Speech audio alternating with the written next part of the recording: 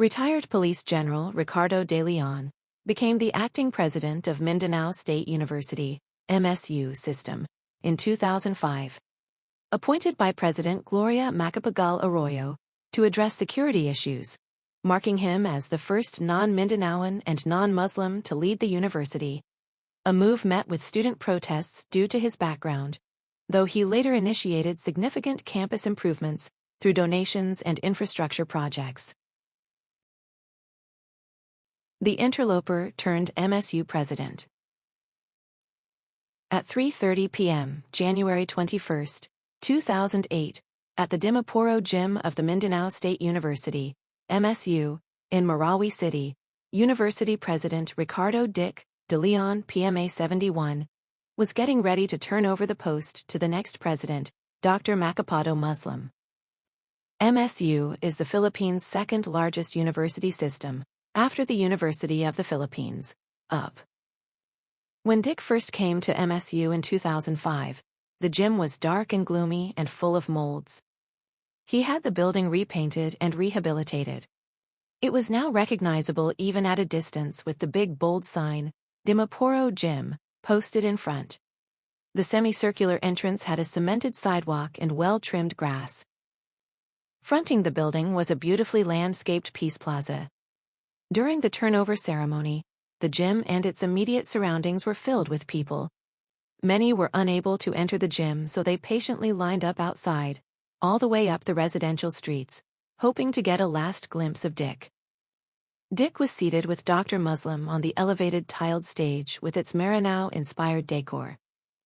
The faculty, staff and students were seated in the rows of aligned chairs at the center of the gym that served as the basketball court during physical education classes. Many were in a gloomy mood. Dick retired from the Philippine National Police on September 10, 2005. His family was happy because this meant more time together. When he was in the active service, positions of higher responsibility kept him away from home. The day after his retirement, however, Dick was appointed acting president of MSU at its main campus in Marawi, located in Lanao del Sur, Mindanao. MSU, the first public university in southern Philippines, was created under Republic Act 1387, authored by Senator Domacao Alonto. Its founder, former IUP Vice President for Academic Affairs, Dr. Antonio Isidro, was sworn in as its first president by then Philippine President Carlos P. Garcia on September 1, 1961. Aside from its main campus, MSU had autonomous campuses in Iligan City, Lanao del Norte, Nawan, Misamis Oriental, Bug, Sibugay, Misamis Occidental, Lopez Haena, Misamis Occidental, Bongao, Tawi-Tawi, Jolo, Sulu, General Santos City, South Cotabato, and Datu Odin Sinsuat, Maguindanao. As MSU's acting president, Dick's marching order from Executive Secretary Eduardo Ermita was clear: straighten out the peace and order and security situation in the university complex, with the end purpose of creating an environment conducive to learning. The security problems in the campuses had worsened. Squatters proliferated in the area. Carnapping, drug and kidnapping syndicates were operating inside the campus. While Dick initially felt that he could easily solve these problems with his military and police services background, he would later learn that there were deeper, more serious issues that would test his patience and determination to the limit. MSU is populated by Christians, Muslims, and Lumads, indigenous tribes. There was Rito, clan wars, and a long history of conflicts spawned by cultural diversity and socioeconomic disparity. These issues would spell trouble for Dick's administration. A baptism of fire.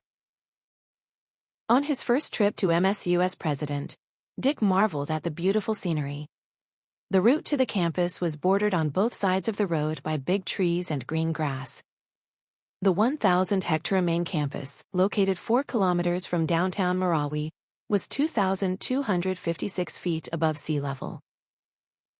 Lake Lanao, running along the coastal towns of Lanao del Sur, served as the breathtaking background, while silhouettes of mountain ranges on the horizon added to the magnificent view. A welcome sign, Mindanao State University, main campus Marawi City, Lanao del Sur, was posted on a cement wall a few meters before the gate. A small guardhouse in its center with 3 glass windows in front reminded him of the gate of Fort del Pilar in PMA. The design of the overhead structure followed Muslim tradition. Inside campus, big old trees likewise bounded both sides of the road. The 2-meter islands at its center were planted with decorative shrubs and flowers. Dick was forewarned that a big rally protesting his appointment as interim president of MSU was going to greet him. The choice, after all, was unexpected and controversial. When the term of Dr. Kamar Ukma as president of MSU expired on September 1 that year, reports about alleged interference by warlords in the search for the next MSU head reached authorities in Manila. The search committee had 21 candidates in the list. 3 made it to the top. Dr. Macapagal Muslim, chancellor of the General Santos City campus, and the unanimous choice to be president, Dr. Nasruddin Guro, dean of the College of Public Affairs, and Dr. Abubakar Oting Muhammad Masner, vice-chancellor for research and a former dean of the College of Agriculture. Dick's name was not on the list. How then did he get the appointment? There was a need to restore order in MSU, so they searched for a retired military officer with a Ph.D., and Dick fit the bill. When news spread that he was appointed as the acting president, protest actions were mounted by the MSU faculty, alumni, students and employees, and echoed by newspaper columnists from the province and Manila. All the past presidents of MSU, except for its first president Dr. Antonio Isidro, were from Mindanao and were Muslims with connections to the university by way of their academic background or membership in the Board of Regents, one critic was quoted. General de Leon was not even a candidate, said Juicy Roxas, a member of the search committee. What they did not know, though, was that Dick had a doctorate degree. While assigned as regional director for the Bicol area, he saw an opportunity to further his academic studies at the Bicol University. This led to a doctorate in peace and security studies. Earlier, he earned his master's in business administration degree from the Pamantasan ng Lungsod ng Manila, PLM. Even Senator Aquilino Pimentel Jr. of Mindanao raised his concern. This is bad for the morale of professional educators. This is bad for our educational system too. To them, Dick was just an interloper who had no place in MSU. When Dick reached the 3-story Dr. Antonio Isidro Hall, MSU's administration building, he was met by thousands of hostile, placard-bearing students, faculty members, and staff barricading the office of the administration in opposition to his appointment. They were attempting to prevent him from assuming the post. The protests even spread to Metro Manila, where students carried streamers that read, "Never again to campus repression. Oust General De Leon from MSU. Oust GMA from Malacanang." At that instant, Dick recalled he felt like sitting on top of a social volcano that was ready to erupt. He had faced bullets before, but he had never experienced the wrath of so many people. It was a unique battle. Welcome to the world of the academe, he said to himself. Dick never intended to surrender even while facing formidable odds, a distinguished trait of a PMA. His experience as a former head of PNP Community Relations guided him through this predicament. He calmly got out of his car, shook everyone's hand, and even had an impromptu photo shoot with them. The protesters were caught off guard by the way he responded to their anger. He expressed his understanding of their sentiments. He would work hard for the betterment of the university, he promised them. When he left, he could still feel the antagonism of the crowd, but he also felt he made quite a few friends. He believed he had gained some ground. That was enough for him for that day. Dick made another stop at the King Faisal Center for Islamic and Arabic Studies building, which was designed as a traditional Muslim mosque. King Faisal of Saudi Arabia had financed its construction. At that time, however, Dick noted that the building needed repair. The interior was dark and a flight of stairs was unusable. Next, he visited a dormitory to get a feel of the plight of its residents. There were dogs inside. Cooking took place in every room. Some were without light. There were no foams for the beds, and the bathrooms were dilapidated. "I can't allow my own children to live here," he said in disgust. Dick also made a quick pass at the commercial center nearby. It was unkempt. Trash and flies were everywhere, posing health hazards to the campus populace. Some of the classrooms he inspected along the way showed neglect. Buildings were run down or falling apart. Peeling paint, sagging ceilings, and broken windows were common. He was already exhausted when he reached the residence assigned to him as MSU president. He realized the monumental tasks he faced to get MSU back on its feet. And to think what he saw was just the superficial problems of the university. Other more serious problems awaited him. Dick swore, "From this day on, I promise to work hard to live by the motto of PMA, courage, integrity, and loyalty. It is at PMA that I was trained and disciplined in the fine art of soldiery. The PMA culture taught me reverence for God, love of country, and service towards fellow men. Leadership by example." Nobody believed Dick could turn MSU around. There was a prophecy that no leader, Muslim or Christian, could rescue MSU of its sinking image as the University of the Philippines counterpart in Mindanao, according to Drive Nasruddin, former vice president for academic affairs. Dick vowed to disprove this prophecy. Dick was formally installed as MSU's interim president on September 21, 2005. Shortly after the ceremony, he called his staff to his office so he could be briefed on the status of their respective departments. He took notes and began mapping out the courses of action he would undertake to restore the splendor of MSU.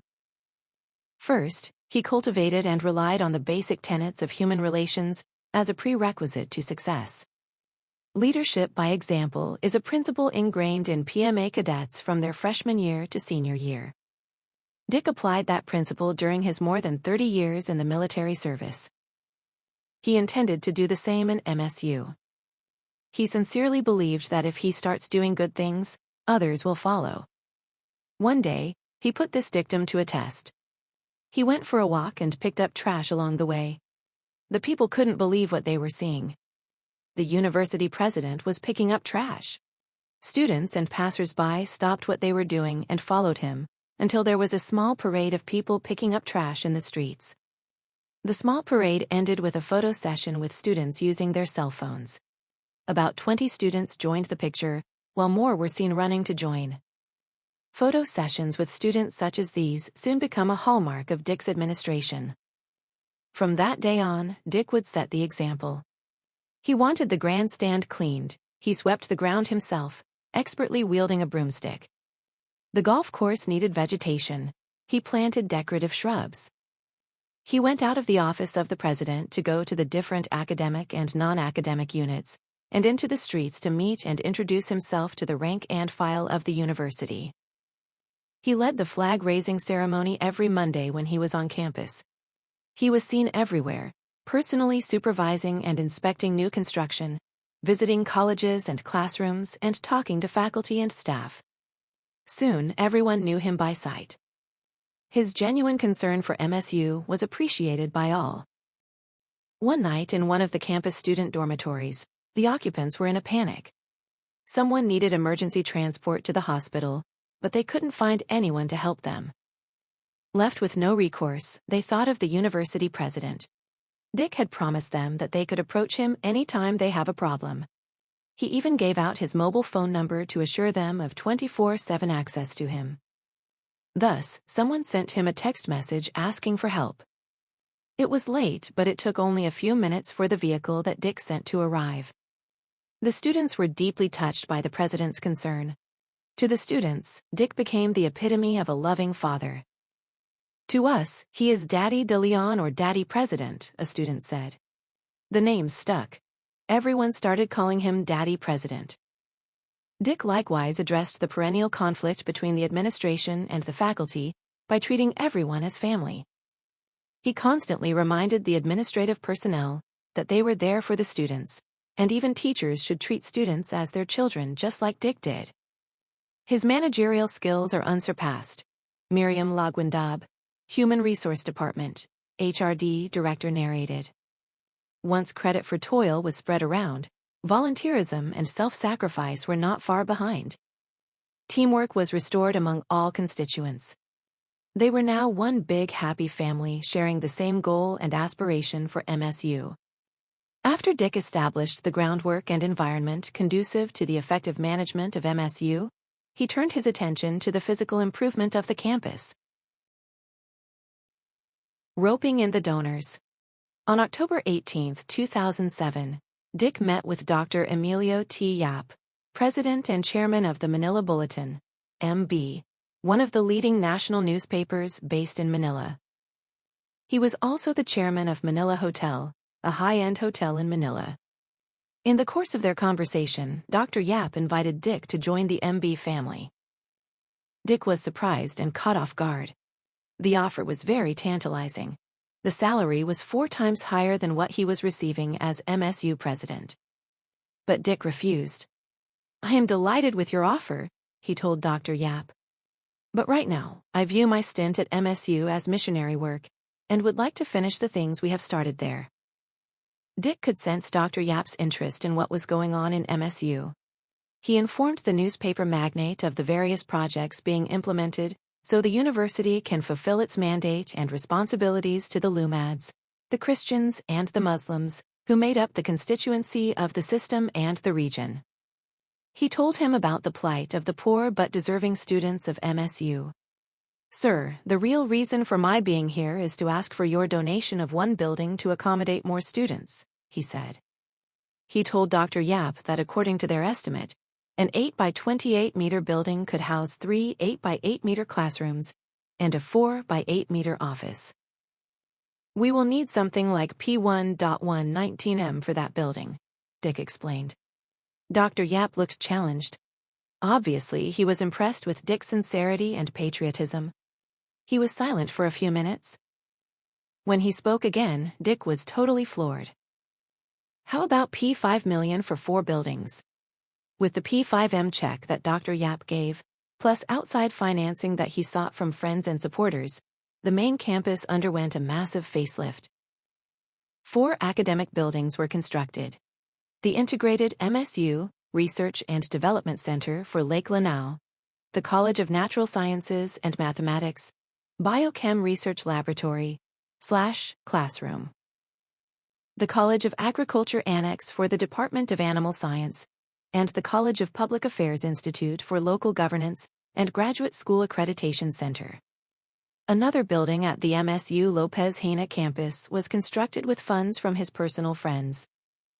The national government, through Executive Secretary Eduardo Ermita, granted P13.7 million for the construction of the VIP lounge, the renovation of the gymnasium and the grandstand, the repair of classrooms, and the concreting of the VIP drive.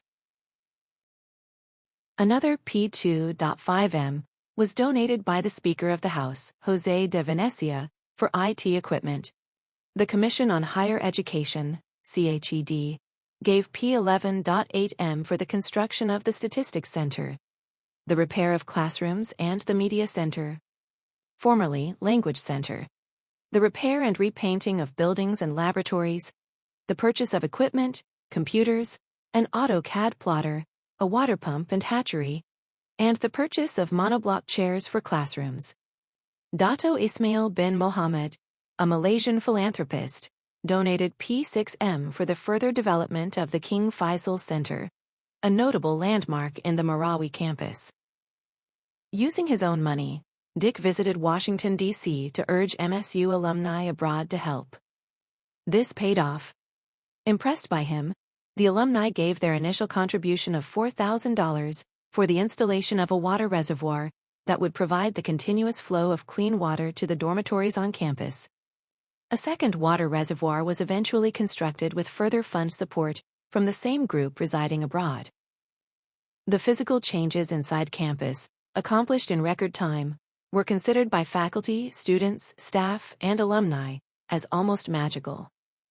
Once dull and dilapidated buildings were repaired and painted yellow and maroon. New buildings adorned with okiers and cerimoniaux were built. Walkways were constructed along common walking paths to provide students shade and shelter from the rain. The entire campus was reclaimed as squatters were relocated. Garbage dumps were cleaned out and converted into parks. Daddy President.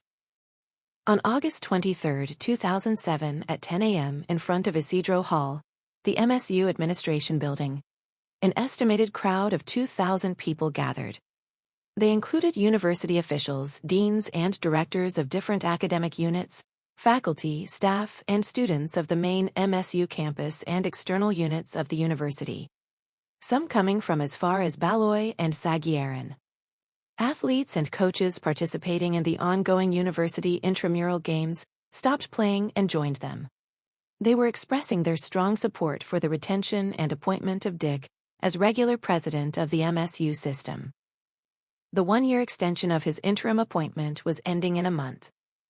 Dick was surprised because he never asked them to do this for him. Everyone came voluntarily, the organizers said. Their sentiments came straight from their hearts.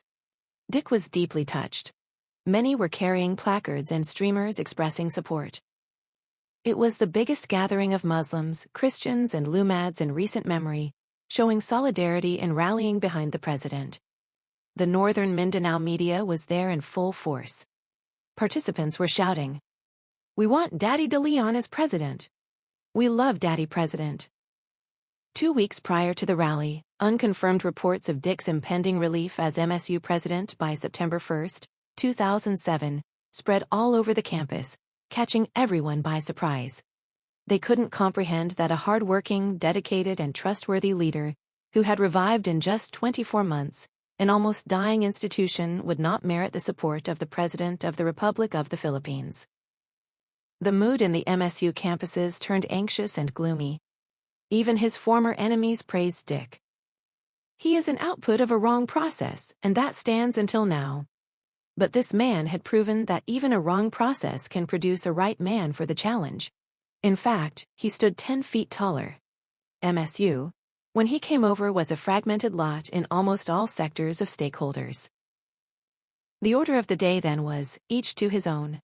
But this man did a miracle in uniting these fragmented lots and rekindled everyone's love and pride for our MSU.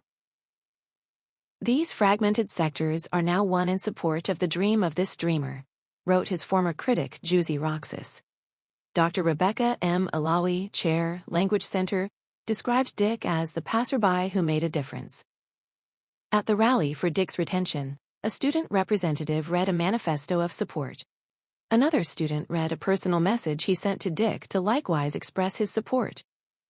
The peaceful demonstration ended with a prayer for President Arroyo to listen to their petitions to appoint Dick as regular president of MSU.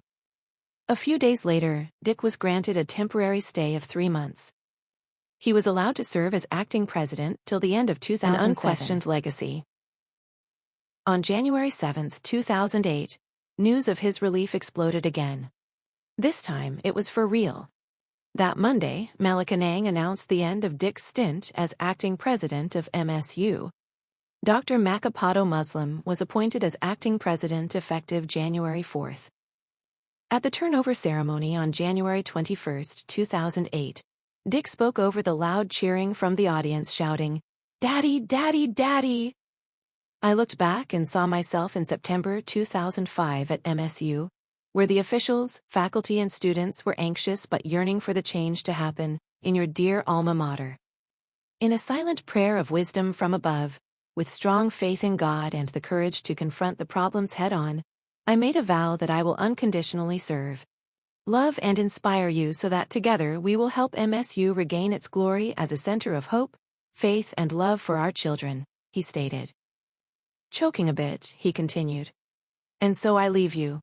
You, whom I have loved as my own children, my family, and closest of friends.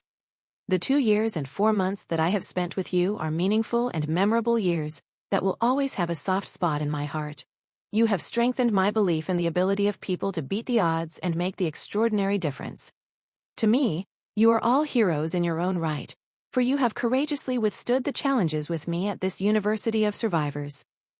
Pausing briefly to take in the familiar faces, he ended by saying, "Someday, if destiny would allow our paths to cross again, I hope we still have the energy, passion, and compassion to make the extraordinary difference in whatever way.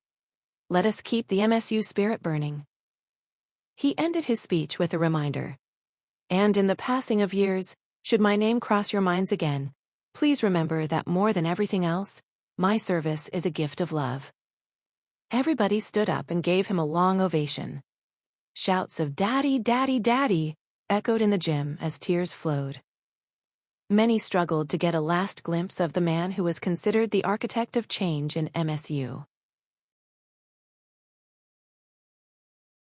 Dick then raised the hand of incoming President Macapagal Muslim.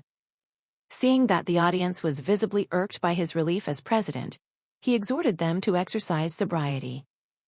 "Let us support Dr. Macapagal Muslim, who is now at the helm of the university. Let us remember that a worthy cause is the greater purpose. Leaders and proponents are only incidentals." Until the end, Dick was a man of principle. He showed humility in relinquishing the presidency of an institution he so learned to love. He learned to triumph as a considerate victor, and to lose with grace and determined will to win. As a soldier, he was raised to follow an order no matter how hard it was.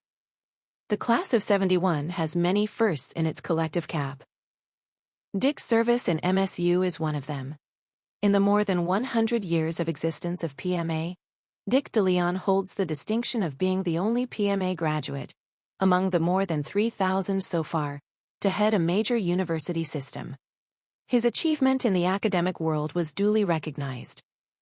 He was later honored with his second Cavalier Award from the PMA Alumni Association, a coveted award given to alumni who distinguished themselves in service to the nation.